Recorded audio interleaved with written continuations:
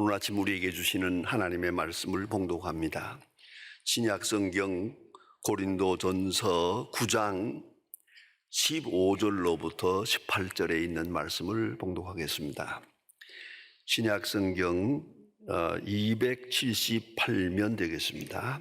278면 고린도전서 9장 15절로부터 봉독하게 됩니다. 이 계시의 말씀을 봉독할 때에 다 함께 하나님의 음성을 듣게 되기를 바랍니다.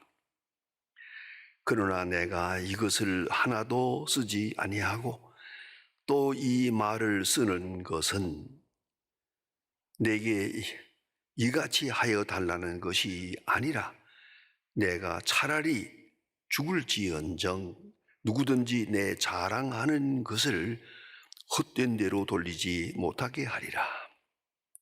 내가 복음을 전할지라도 자랑할 것이 없으면 내가 부득불한 일이라.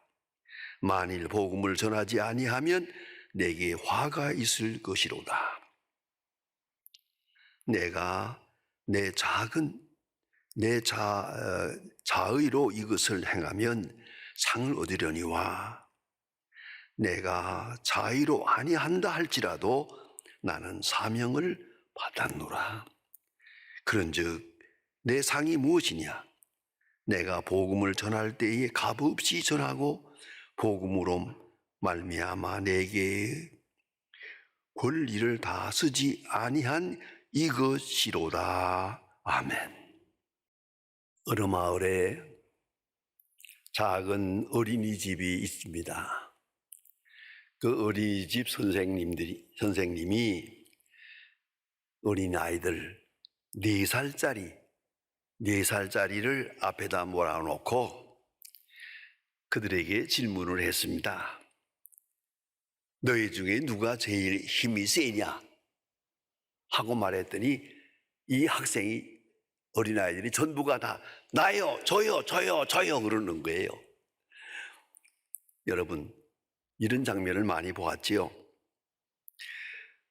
여성 심리학자인 주디스 리크 해리스라고 하는 분은 아이들의 이러한 태도는 당연하다는 것입니다.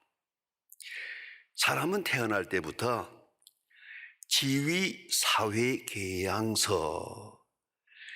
지위사회계양기라는 것을 가지고 태어난다 하는 것입니다.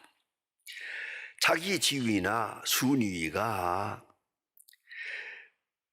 어떤지를 자각하며 그렇게 자라난다 하는 해리스의 유명한 이론이 있습니다. 사람은 태어날 때 다시 생각합시다. 지위사회계양기가 최고에 맞추어져 있다는 것입니다. 태어날 때는 그래서 4살짜리 때는 최고입니다. 자기가 최고라고 하는 그런 자아의식에 있다는 것입니다. 그리고 차츰차츰 세상을 살아가면서 더 센 아이가 있고 더 센 사람이 있다는 것을 깨닫게 되고 그만큼 자기는 작아지는 겁니다. 자기가 제일 큰 줄 알았다가 그 다음엔 작아집니다. 여러분 그런 얘기 들어보셨어요? 아이들이 아버지를 보고 야 세다 그러잖아요. 아버지의 힘은 만능이요, 만능. 그렇게 아버지가 위대해 보이고 세 보이고 그런 데가 있어요. 그 순간 나는 그만큼 작아지는 겁니다. 조금 작아집니다. 차츰차츰 작아져서 지위를 조정하게 됩니다. 그래서 아버지가 있고 어머니가 있고 또 형님들이 있고 형제가 있고 이렇게 생각하면서 그들은 나보다 크고 나는 그보다 작다 해서 자기가 점점 작아지는 사회화 현상이 일어난다는 것입니다. 어리의 유아 시절에는 언제나 자기가 왕입니다. 자기가 최고의 왕입니다. 아버지는 뭐라는 거냐? 나를 위해서 돈 벌어오는 사람이다. 어머니는 뭐라는 거냐? 나에게 젖 먹이는 사람이다. 형님은 뭐냐? 내가 타고 노는 장난감이다. 전부가 다 내 밑에 있어요. 내가 왕이요. 그때가 4살입니다. 이 왕권의 의식은 4살 때부터 무너지기 시작합니다. 왜요? 형이 나보다 세. 아버지가 더 세요. 어머니가 더 커. 나는 자꾸 작아집니다. 작아져서 마침내 여러분 잊지 말아야 합니다. 우주를 보면서 우주 앞에 내가 얼마나 작아, 얼마나 초라한 존재예요. 이 세상 앞에 나는 아무것도 아니야. 그런가 하면 하나님 앞에, 십자가 앞에 나라는 존재는 아주 작은 것이에요. 하찮은 먼지 같은 것이에요. 어쩌고 그다 부질없는 짓이에요. 그렇지 않습니까? 이게 한마디로 말하면 철이 난다는 것이에요. 이제부터 인간이 되어 간다는 것이다. 이런 최고치를 조정하며 계속 조정하며 자라가는 것이 인간입니다. 자, 사도 바울은 자랑할 것이 있는 사람이라고 자초하고 있습니다. 그래서 15절에 보면 그런 말씀이 있어요. 절대로 양보할 수 없는 자랑이 내게 있다.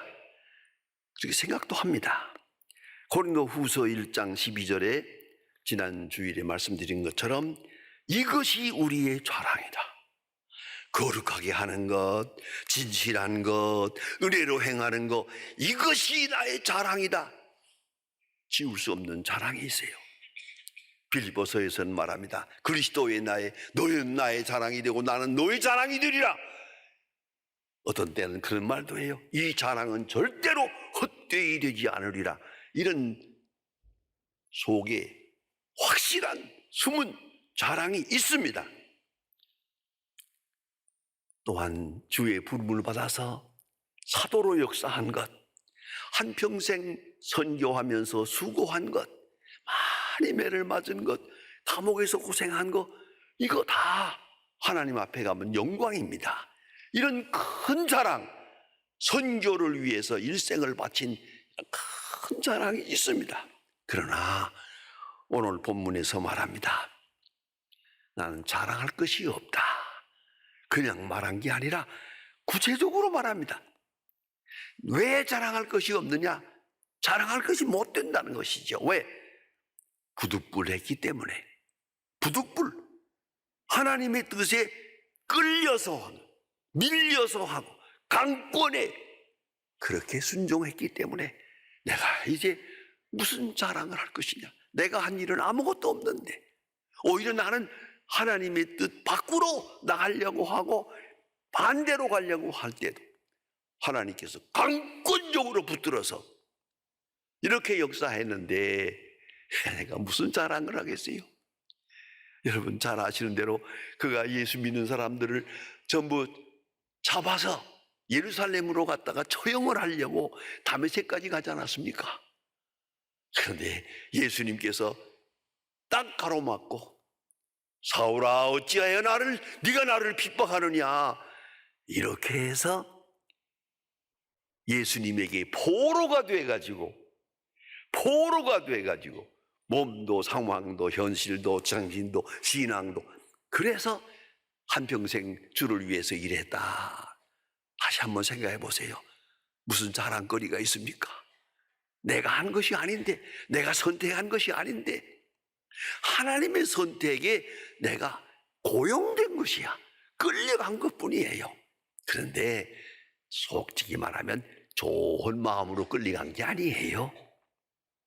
때때로 억지로 끌려갔고 또 빗나갈 만한 때도 많이 있었어요.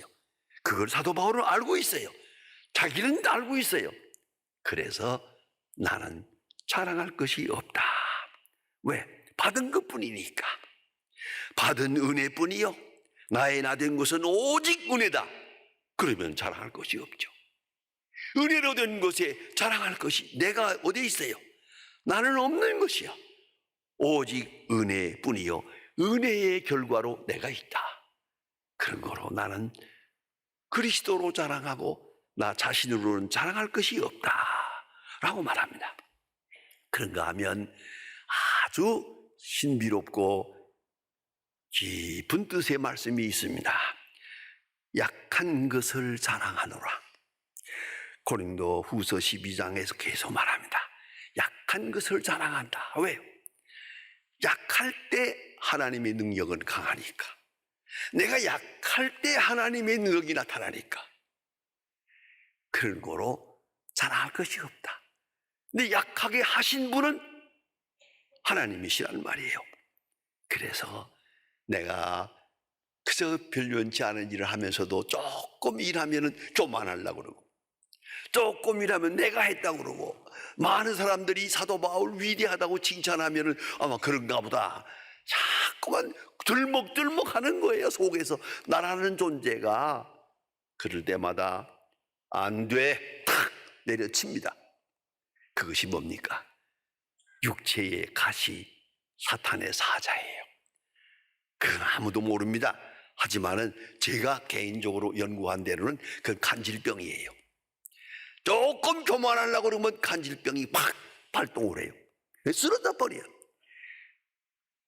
갈라디아서에 있는 데는 보면은 갈라디아 교회 가서 설교하다 쓰러졌어요. 설교하다 말고 쓰러져서.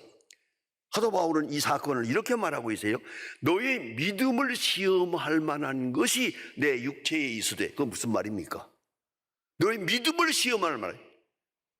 저 사도 바울이 위대한 사람이라고 하는데 저기 뭐야? 간질병으로 쓰러지고 설교하다 말고 쓰러지고 삑삑거리고 쓰러지고 이게 무슨 하나님의 사람이냐? 아니에요. 그렇게 안 되겠어요? 바울도 그걸 느껴요. 그러나 갈라디아 교인들은 믿음을 시험할 만한 것이 육체에 있으되 없이 여기지 아니하고 그리스도와 같이 영접했느니라. 너희는 참으로 고맙다. 내가 그렇게 부끄러운 쓰러지고 다니고 있지만은 나를 그리스도의 종으로 하나님의 사람으로 영접해 주었으니 참으로 고맙다. 그런 그게 갈라디아서에 나옵니다. 육체의 가시, 사탄의 사자, 딱 찌르는 거예요. 조금 교만하려고 그러면 꽉 찔러버려요. 고개를 들면 또 꽉 찔러. 이런 가운데서 사도 바울은 하나님의 큰 경륜에 끌려서 여기까지 왔어요. 로마 감옥까지 왔어요. 자, 이제 무슨 자랑할 것이 있어요? 내가 한 게 아니잖아요. 내가 하고 싶지도 않았잖아요. 그런데 하나님의 그 능력 속에 이 포로가 돼서 여기까지 왔잖아요. 그런 거로 나는 자랑할 것이 없다. 또 그런가 하면 본문에 더 깊은 뜻이 있습니다. 자랑할 것이 없다. 왜? 부득불했기 때문에. 굉장히 심리학적인 말입니다. 부득불. 그리고 내가 복음을 전하지 않으면 화가 있으리라. 아무도 몰라 이거 무슨 말인지. 이 뜻은 알 수가 없어요. 어떤 주석가도 해석을 못합니다. 화가 있을 것이다. 어떤 화가 있다는 얘기요? 그야말로 nobody knows. 이거 하나님만 알고 사도 바울만 아는 거예요. 내가 복음을 전하지 않으면 화가 있을 거다. 나는 그런 생각을 해봐요. 짐작을 합니다. 아마도 복음을 전하지 않으면 간질병이 더 크게 발동을 한 것 같아요. 건강을 잃어버리는 거예요. 그런데 그저 무릅쓰고 복음을 전하면 하나님께서 그 건강도 지켜주시는 거예요.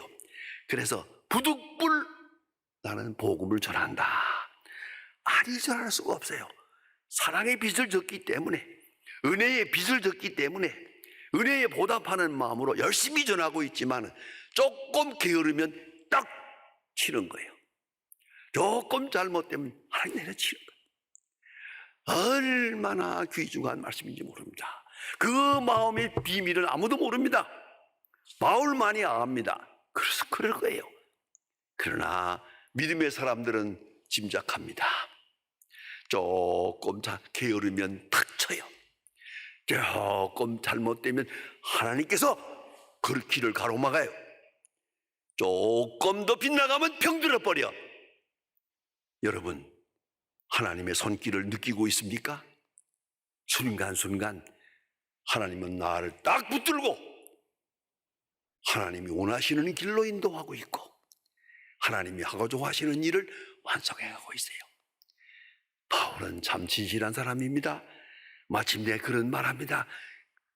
제가 로마서라고 하는 성경을 진학대학에서 한 10년 동안 강의했습니다. 로마서를 가르치면서 보니까 제가 제일 감동받는 부분이 로마서 7장입니다. 로마는 이거 사도 바울의 얼굴을 못 본 사도 바울을 위대한 사도로만 알고 있는 로마 사람들에게, 로마 교인들에게 편지를 씁니다. 쓰면서 어떻게 로마서 7장을 썼냐 이겁니다. 왜요? 그는 말합니다. 나는 원하는 선은 행할 수 없고 원치 않는 죄만 보는 거야. 내 원하는 걸 있으나 행하는 건 없노라.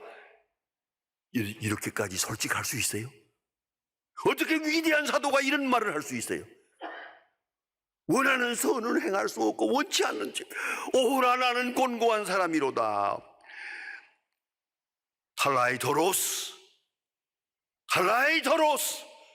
이거는 나는 비참한 사람이다. 처참한 인간이다. 이렇게 고백하고 있어요. 사도 자기 자신을 이렇게 보고 있어요. 비참한, 정말 한심한 놈이다. 그러나 하나님의 은혜가 있어서 오늘 내가 있다고 말합니다. 이제 자랑할 수 있겠습니까? 하나님의 강권적 역사에 끌려서 여기까지 왔는데 내가 뭘 자랑하겠어요? 무슨 자랑? 단 한마디라도 자랑을 생각만 해도 안 되지. 이거는 사도 바울은 그래서 하는 말입니다. 부득불 행하였음이니라. 은혜의 빚을 졌거든요. 특별히 오늘 신비로운 말을 해요. 화가 있을 것이다. 어떤 화가 있단 말이에요? 쉽게 말하면 아마 간질병이 더 자주 발동을 한 거예요. 부득불 절했다. 부득불. 얼마나 귀중한 말씀입니까? 전 자랑스러운 친구 하나가 있습니다. 정말 얼마 전에 세상을 떠났습니다만 이원설 박사라고 있는데 6.25 때 고생을 많이 했습니다. 6.25 때 여기저기 숨겨 다니면서 고생한 얘기를 정말 한 책으로 쓸 만큼 고생을 많이 하고, 그리고 정말 어려운 가운데 신학을 하고 목사가 되고, 유학 갈 때 돈이 없어서 배를 타고 갔습니다. 한 달 동안 배를 타고 샌프란시스코까지 갔고, 그리고 그 돈마저 우리 친구들이 돈 모아줬습니다. 그렇게 어렵게 해서 유학을 해서 그리고 박사가 되고 공부가 되고 아주 훌륭하게 교수가 되고 미국에서. 그래서 그거를 알고 한국에서 초대했어요. 그래가지고 경희대학 부총장을 하고, 그뿐 아닙니다. 문교부 고등교육국장을 했습니다. 그거는 모든 대학 총장을 총괄하는 고등교육국장까지 했습니다. 이렇게 잘 지내다가 다 사표 내고 아이 셋 다 데리고 미국 가더라고. 다시 가더라고요. 이거 안 되겠어요. 도저히 내 힘으로는 이 개혁할 수가 없어. 새로 잡을 수가 없어. 그냥 나 그냥 미국 갈래. 가버렸어요. 잘 가른다고 했거든요. 간 다음에 거기 가서 또 교수 노릇을 했어요. 미국 교수. 잘 지냈어요. 얼마 후에 왔어요. 올 때 또 애들 다 데리고 왔어요. 그래서 내가 왜 들락날락하냐? 갔으면 간 거지 왜 또 왔냐? 내가 한마디 했잖아요. 그때 그 친구 하는 말이 뭔가 하니 아주 신중해요. 나는 미국에서 너무 평안하게 사니까 잠을 잘 수가 없어. 하나님의 은혜를 이렇게 많이 입었는데 내가 이렇게 편하게 살면 안 되지. 편하면 편할수록 고통이 심하대요. 그래서 애들 다 데리고 나왔대. 내가 그래서 그 친구지만 존경합니다. 여러분 아셔야 됩니다. 내가 하나님의 뜻대로 살지 않으면, 하나님의 일을 게을리하면 화가 있을 거다. 그렇죠? 그렇게 느껴야죠. 당연히 그렇게 생각해야죠. 여러분, 사명자의 길이라는 것은 처음에는 그저 무지한 단계가 있습니다. 뭔지 모르고 하나님이 부르니까 하나님 하시는 대로 끌려갈 때가 있죠. 두 번째 단계는 복종의 단계입니다. 종종 내 뜻이 따로 있고 하나님의 뜻이 따로 있는 걸 알 때 할 수 없이 내 뜻을 버리고 하나님의 뜻을 따릅니다. 내 생각을 버리고 하나님의 뜻을 따르는 복종의 단계가 있고, 그 다음에는 선택의 단계가 있습니다. 내가 당한 것, 고난당한 것, 병든 것, 실패한 것, 모든 것 다 합동하여 이 속에 하나님의 콜링, 하나님의 부름이 있구나, 하나님이 하시는 섭리가 있구나, 이런 선택을 깊이 감격하는 선택적 단계가 있고, 그 다음 마지막에는 감사의 단계입니다. 내 뜻대로 안 된 것을 감사합니다.